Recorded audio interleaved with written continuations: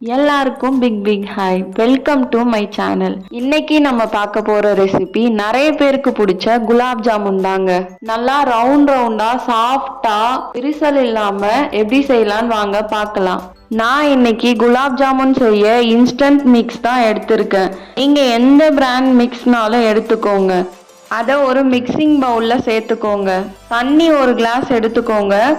கொஞ்சமா ஆட் பண்ணி மிக்ஸ் பண்ணிக்கோங்க. சூடான தண்ணி ஆட் பண்ணாதீங்க, வாமான வாட்டர் ஆட் பண்ணிக்கோங்க. நீங்க பால் ஊத்தி கூட மிக்ஸ் பண்ணலாம், ஆனா காய்ச்சி ஆற வச்ச பாலா தான் இருக்கணும். மாவு பிசையும் போது சப்பாத்தி மாவு மாதிரி ஹார்டா அடிச்சு பிசைய கூடாது. ரொம்பவே சாஃப்டா தான் பிசையணும், இல்லைன்னா ஜாமுன் எல்லாம் ஹார்டா ஆயிடும். மாவு நல்லா கையில ஒட்டுற மாதிரி ஸ்டிக்கியா இருந்துச்சுன்னா மாவோட கன்சிஸ்டன்சி கரெக்டா இருக்குன்னு அர்த்தம். ஒரு 5 to 10 நிமிஷம் வரைக்கும் நல்லா ஊறட்டும். அதுக்குள்ள நம்ம சுகர் சிரப் ரெடி பண்ணிக்கலாம். ஃபர்ஸ்ட் ஒரு 300 கிராம் சுகர் எடுத்துக்கலாம். சுகர் எவ்வளோ எடுத்தீங்களோ அதே அளவு தண்ணி சேர்த்துக்கோங்க. ரெண்டுத்தையும் நல்லா மிக்ஸ் பண்ணிக்கோங்க. ஒரு 8 to 10 நிமிஷம் வரைக்கும் பாயில் பண்ணிக்கலாம். கம்பி பதெல்லாம் வரணும்னு அவசியம் இல்லை. கையில பிசுன்னு ஒட்டுற அளவுக்கு இருந்தாலே போதும். ஃப்ளேவருக்கு 2 ஏலக்காய் சேர்த்து ஸ்டவ் ஆஃப் பண்ணிடலாம். நம்ம ரெடி பண்ணி வச்சிருந்த மாவை எடுத்து சின்ன பாலா உருட்டி எடுத்துக்கலாம். மாவு கையில ஒட்டாம இருக்க கையில நெய் தடவிக்கலாம். உருட்டும் போது நல்லா பிரஸ் பண்ணி விரிசல் இல்லாம உருட்டிக்கோங்க. பால் எல்லாமே மீடியம் சைஸ்ல இருக்கட்டும். எண்ணெயில போட்டு பொரிக்கும் போது சைஸ் கொஞ்சம் பெருசாகும்.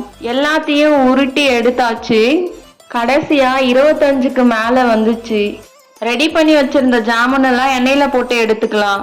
கடாயில ஆயில் ஊத்தி மீடியம் ஃப்ளேம்ல வச்சுக்கோங்க. எண்ணெய் ரொம்ப சூடாகணும்னு அவசியம் இல்லை. எண்ணெய் ரொம்ப சூடாகிடுச்சுன்னா குலாப் ஜாமுனோட கலர் மட்டும் டார்க் ஆயிடும், உள்ள வேகாம போயிடும். லோ ஃப்ளேம்ல வச்சு ஒன்னா உள்ள போட்டுக்கலாம். நல்லா பரட்டி விட்டுட்டே இருங்க, அப்போதான் எல்லா சைடும் கலர் வரும். கண்டிப்பா ஹை ஃப்ளேம்ல வைக்கவே கூடாது. கலர் சேஞ்ச் ஆகிட்டே வருது பாருங்க, நல்லா ப்ரௌன் ஆயிடுச்சு.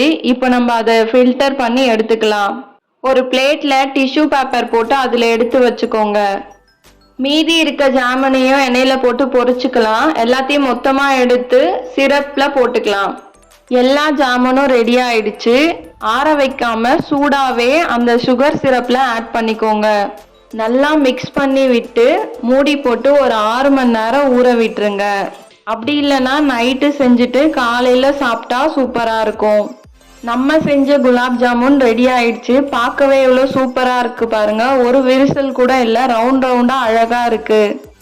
உங்களுக்கு கட் பண்ணி காமிக்கிறேன். எவ்வளோ சாஃப்டா இருக்கு பாருங்க, உள்ள வரைக்கும் ஜீரா இறங்கி இருக்கு. நீங்களும் இதே மாதிரி செஞ்சு பாருங்க, சூப்பரா வரும். மறக்காம சப்ஸ்கிரைப் பண்ணுங்க. ட்ரை பண்ணி பார்த்துட்டு எப்படி இருந்துச்சுன்னு கமெண்ட் பண்ணுங்க.